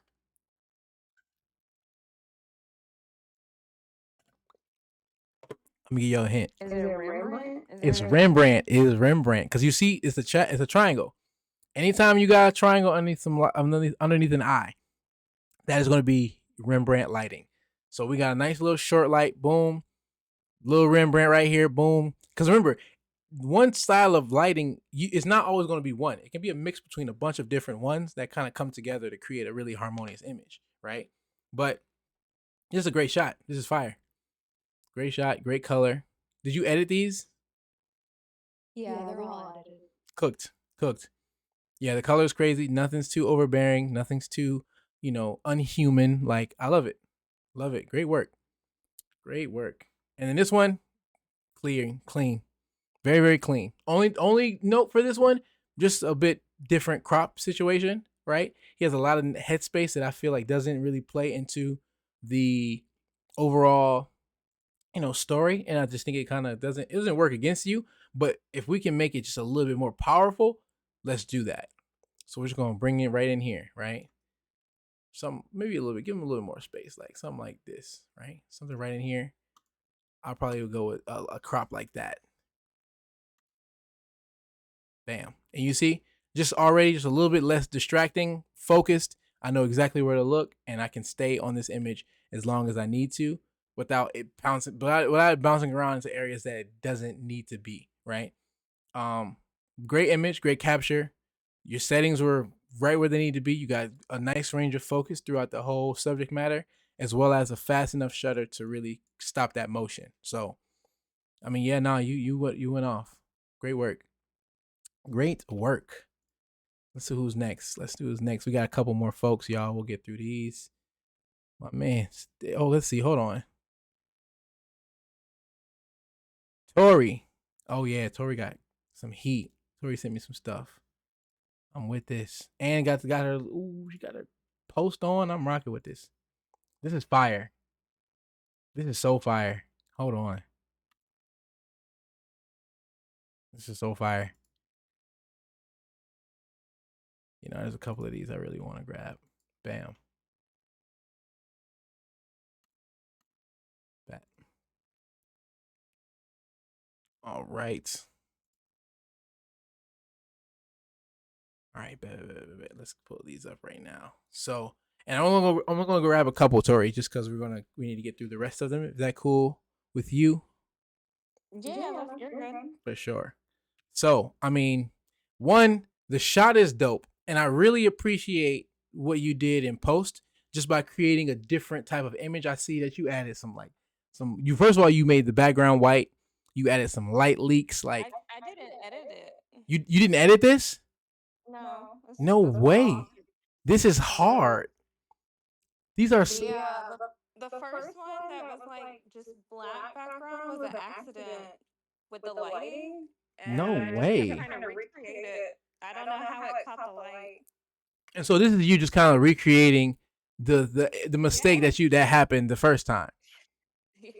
But that's what we talked about in class, right? It's like if you're dancing and you trip, do it twice and it's choreography, right? Exactly. If you can replicate, if you can figure out, if you make a mistake and you can figure out a way to do it again, it's not a mistake anymore. It's a style. So like I'm looking at these and I'm just like, this is I'm thinking you like this one right here. This shit, this is my jam. This is my actual jam. Like my actual literal jam. Like it's almost like it's human like. It's almost not human. It's almost existing in an entirely different type of visual, like it has a different type of visual property, right? This shit is hard. This is very, very hard. Very creative, very inspired, very unique. Definitely spend some time like investigating this. I would love to see you do more within this style. Like this shit is just it's just fun. It just looks really, really fun. Like I love this, right?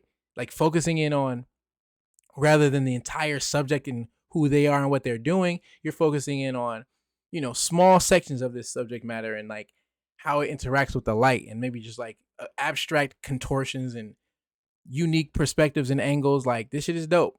This shit is dope. Yeah, I am super curious as to how the fuck this happened. This is so crazy, and it's so cool. But yeah, it was cool. And so, and I guess to actually play with them in post. this is fire. I really like these a lot. They're really unique, and because honestly, because of how unique and like, like just atypical this type of shot is, I can't have any type of notes on this outside of just how much I like it and just to really see you do it more so I can have a better understanding of what happened. Yeah, but no, this is just fire. It's just really cool looking. Honestly, it's really, really cool looking. That's I would just like to maybe like edit the hands and the details a little bit more because it kind of made them funky. yeah. One thing I can tell you right now is going to be different. It's just like this is pure white. So there's really no detail. You're not going to get any more detail out of this hand, right? So for some of this, it's just gone, right? Like some of these details are just going to be gone because of just there's only so much you can do to bring back in certain images, right? So what I would do is just like lean more into it, right? Like so if you can, like whether you use it in Photoshop or you use the masks or the masking tool in Lightroom, but just like maybe the areas that aren't complete, like just make this white now. Like get rid of this and just create a full continuity within the image. Add a little bit of sharpness. Maybe bring the contrast up so like now that that there's less separation between the shadows and just make it really, really dark. Like that could be fire. But very interesting, very unique. Let me know if you need some help with messing around with these in post, because I would want to fuck with these just to see what could happen. But this is very crazy. This is very crazy. Good stuff. Good stuff. Thank you for submitting. Who we got? I think last we got Stead. Steady. I love these images already, bro. One thing about your work, Stead, that I really appreciate is like it's very human. Like it's very, very human focused, very human forward, I think that's everybody, right? Stead is the last one. Who else submitted that? Okay, did I skip anybody? No? Cool. All right, let me go. Let's do it. Pull these up. Great images, man. Like honestly, if we're talking about just this is website Beltline work. Great photojournalistic work. You're shooting people. You got people. It's great colors, great composition. You filled the frame. You allowed your leading lines to kind of like allow us in our eyes and just the viewer to really travel throughout this whole image, right? Atlanta Beltline, North Side, like all the important elements of this image that just could have. It just works. You just captured a really nice image that served the purpose of what it's meant to be, right? The only thing, and it's not even a note, just a suggestion for when you're out here again, right? And this is a part of the hunting. This is a part of the hunting that we talk about, right? This is a good shot. Could this be better? Do you think this could be a better shot?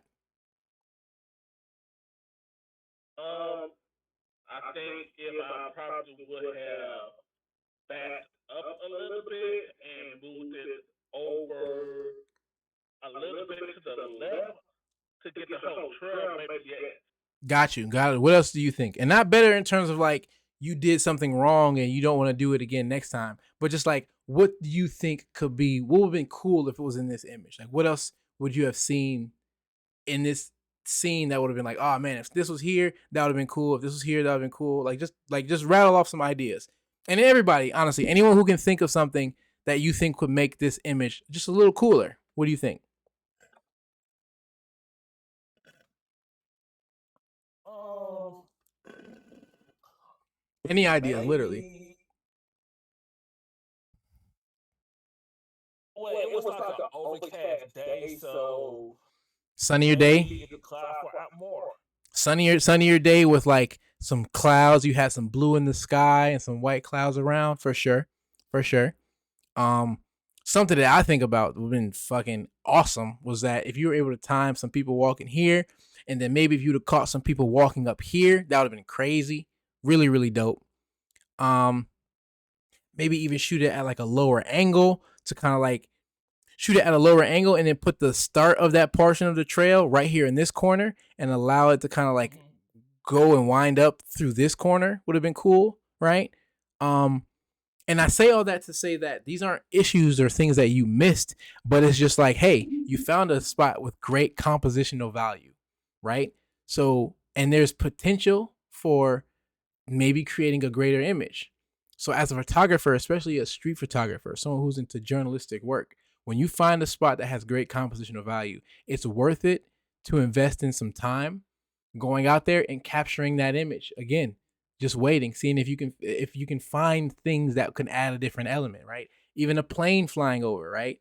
Maybe some kids running or some animals or whatever it is. Like there's and what's cool about this spot is that you have such a wide variety of subject matter as well as a large quantity of subject matter. Like if you were to sit in this spot and get the same image over the course of 1 hour, you'll get so many unique people and shot options that you can put together. Listen, you could put together a series, right? We talked about that in class a little bit. Like there's dudes who, and people who have gotten series of images and galleries where they just shot out of their window at one portion of this public park. And they did that every day for like 2 years. And they just went through and they picked out all the really cool images that worked as a story. And I think that because of the value of this scene and how compositionally it's like fire, like, and just your ability, like you executed this sensationally.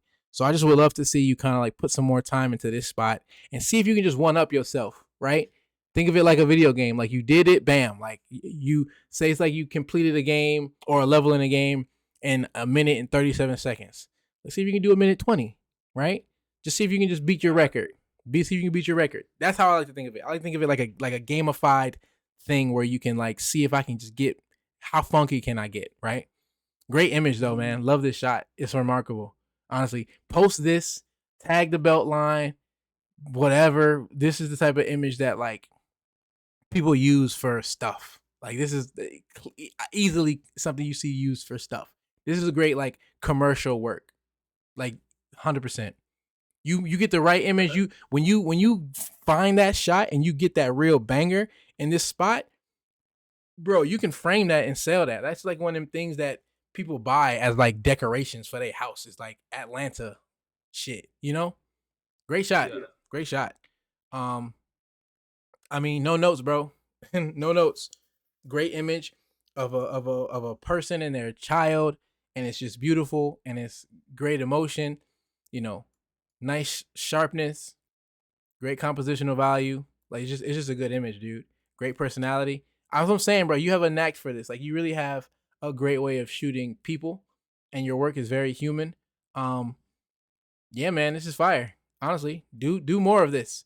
Do more of this. Do more of what you're doing, and see how far you can push yourself to creating something or like a really interesting, creative body of work. You feel me? I Yeah. would absolutely love to see more. Like who wouldn't want to see more of this? More people smiling so freely. And how did you get this? Talk to me a little bit, just briefly, about how like you got this image and who these people are. So both of the pictures, the one previously and that one, all those were with the homies who were just walking the belt line. Yeah. And I'm just trying to make it a habit of, hey, you out and about, have your camera with you. So there was stuff like with her, she want like picture with her phone and stuff like, you know what? let me take you who my camera and see which one's better. So Come on. I did it that way. And then that first shot that we did, I just fucked around and was up a hey, lines, composition, snap, and that was it. Come on now. Love that. We love that 100%, bro. I mean, listen, great work, phenomenal work, honestly. And I'm just excited to see you do more of that. I'm excited to see all of y'all really lock in more into your styles. And it took some encouragement. It took a little bit of peer pressure because some of y'all were not about to submit at all, bro. And it's and just look at that. Like, look at the amount, not only of value that everyone has got from us all viewing our work together, but you got that extra confirmation, like that validation of like, oh man, like it's not just me, Fulani, the guy who likes to work. Every time y'all posted something and we looked at something, y'all hear all the oohs and ahs. And that's why I really encourage that as well. Like if y'all see some other images or work from another student and you like it, say it, express that. It's valuable, man. And it's just it's a really dope opportunity for us to really grow with each other, understand what we're doing, as well as get a better hold on to like the stuff that we're doing well, as well as the stuff that we could be doing better. Like that's the main takeaway from our feedback sessions. They're crucial. They are crucial. But yeah, do we have any other concerns, any questions, any ideas? What are we thinking? How are we feeling? Anything? Just to run back to the general ask question about the local storage. Yes. So local storage, right? So how I'm doing my storage for all of my work right now, I have what's called I'll see if I can unplug it. So I'm gonna drop it in our gear and accessories. But what I have is I use SSDs, solid state drives. They're not the external hard drives that require a cord that plug up and can malfunction. They're literally just like floppy disks. I don't have any around that I can show you, but they're literally just like a solid state drive, and I have like a docking system to where I just take it out, put it in, and it reads like a Nintendo 64 cartridge. And they come in different sizes of I think about 500 megabytes, 1 terabyte, 2 terabytes, 4, 8, 16, whatever. Right now, that's kind of how I'm transitioning how all of my files are being stored, just because I need a lot more space and I don't want to have to be deleting stuff when I need it, as well as I'm getting away from those external powered hard drives because they do malfunction, and when they malfunction, they are a brick essentially. So that's how I'm like storing my stuff. And it's if you're looking for also like organizational things, that's different. That's more like a process. We can talk about that like at a different time. But those solid state drives, like that's the wave. That's the wave. And there's mine is called the CS. It's the CS 900. I'm literally going to link all this. I'm gonna drop the link in the gear and accessories, and I'll make sure to tag you so you can find it. And if that way for anyone who's interested and looking to just get maximize their storage thing, because like I don't really trust the cloud. I use the cloud for backup, but I love the idea of having physical like media and like physical things. Like this is where my photos of this is XYZ is at, and this is where this is at, and like I can have them in my hands, and when it's full, all I do is take it out and I put it in my cabinet, and then I just get a new one, right? And that way I can just forget about it, and not have to worry about recycling that space, and it's something outside of my computer. But that's how I'm using my local storage right now, and it's kind of like how I'm transitioning all of my storage going forward.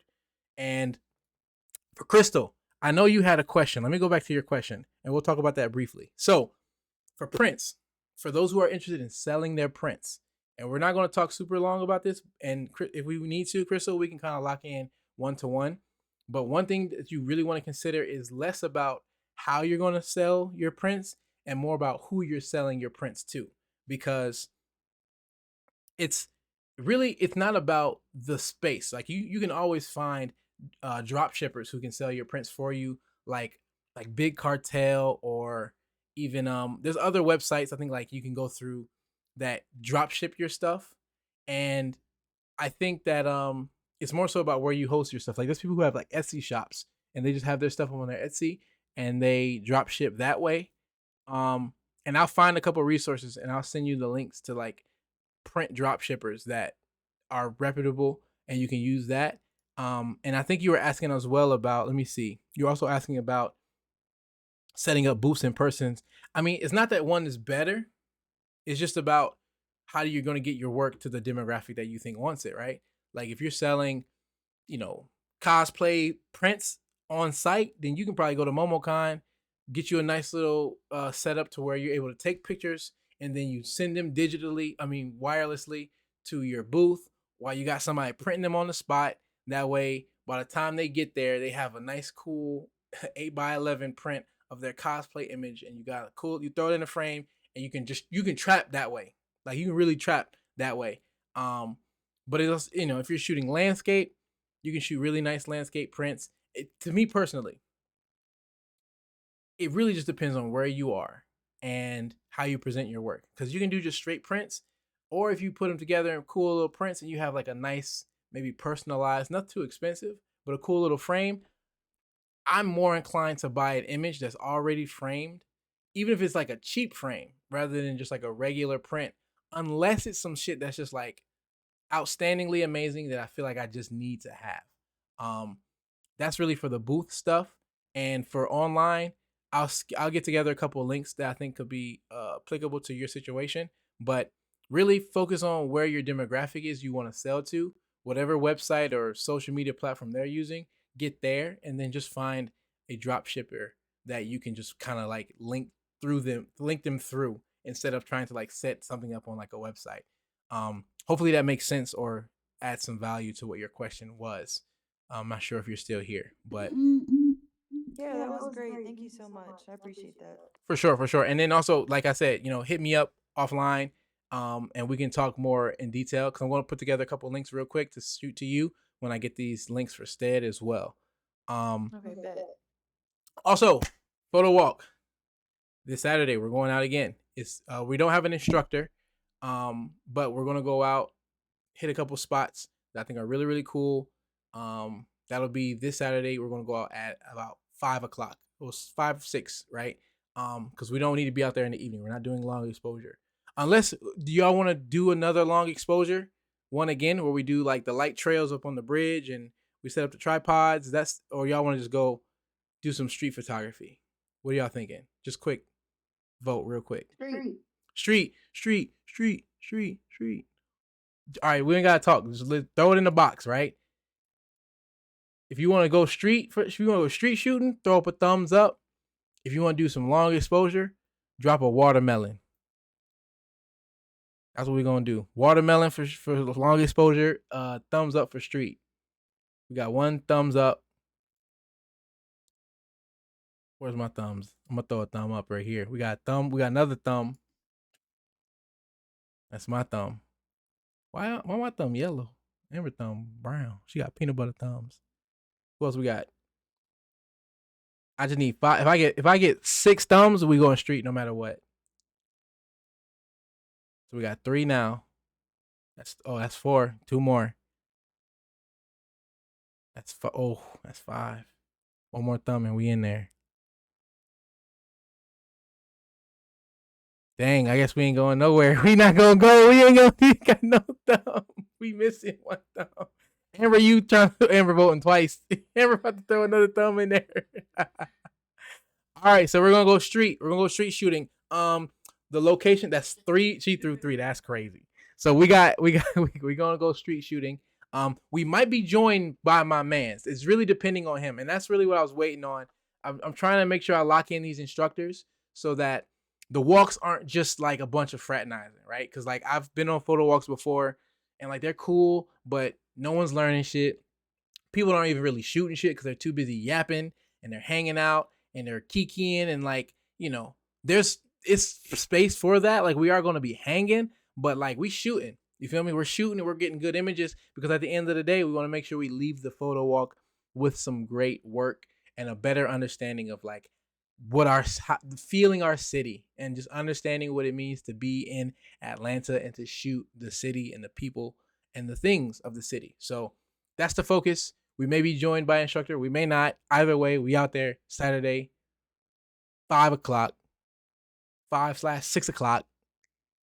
And we'll be out there doing some street stuff in Atlanta. I'm working on the flyer now. Literally going to drop that as soon as it's done. That way we have all the info. But of course, my Discord folks, you guys are gonna get all the stuff. Did y'all see that? Y'all see that in the background? You heard the police drive by my window. Listen, here they come. They coming back. They done found me. All right, y'all. I gotta go. They done came to the house. We cooking up too much. But if we don't have any other questions, concerns, or ideas that we want to share, is anybody? Are we all good? Does anyone want to say something? Final thoughts, shout outs, anything? If not, I appreciate y'all as always. It was a wonderful night. This session, like always, is being recorded. I'm going to literally hop off of this, start uploading. That way, by tomorrow, this session will be up on the interwebs forever. And then I'm going to export the slideshow from last week and put that into our videos and slides tab as well. That way, for those who missed the in-person class or just want to go back and reference some of the lighting techniques, hint, hint, go back and reference the lighting techniques. So that way, when you're shooting, you can see what type of lighting you can do with the stuff, right? And then, we're going to upload the rest of the slides as well, just to make sure that you guys can always go back to different parts of our lesson throughout our cohort and access that information. All right. Dwayne, you off mute? You was about to say something? Okay. See y'all Saturday for sure. I like this meme is hard. Is this off your this is your phone meme? It's not even a Discord meme. This your meme. Yeah, it's one of my stickers. Turn up. But again, thank y'all. Have a good night. Hit me if you need any other particular conveyance or just stuff that you might want. If I said I was gonna give you something and you didn't get it from me, remind me, please. Don't let me be a scrub. All right. The walk is Saturday. This Saturday, 5:00/6:00. Whatever gonna be on the flyer. I don't know yet. But it's gonna be 5. It's gonna be that midday. It's gonna be midday Saturday. Literally gonna drop that so we have all the information. And yeah, for sure. Are y'all gonna do another photo walk next week? Next week? Yeah, we can. We out here. We can do what we want. Next week you free? I'm gonna be out of town this weekend. But you'll be back in town next weekend? Yeah, next weekend. We'll do one next weekend. Turn up. Now, generally, once we actually get in the rhythm of it, photo walks will only be once a month. When we officially announce them. Like right now, they're not on my website yet. We don't really have an official announcement because I'm still waiting on like my commitment from my instructors. But until then, we still need to get walking. We still need to get they're going to kind of be popping out sporadically and a little bit impromptu. So until we get into like our consistent rhythm, we can do photo walks whenever we want. We grown. We don't, we can do it. We don't have a curfew. We can do what we want. So we're going whenever, right? So we'll have one this week, and then we're going to do another one for Tori next week. All right? Yes. All right, for sure. Y'all have a good night. Peace. Thank you. Of course. Catch y'all later. Thank you.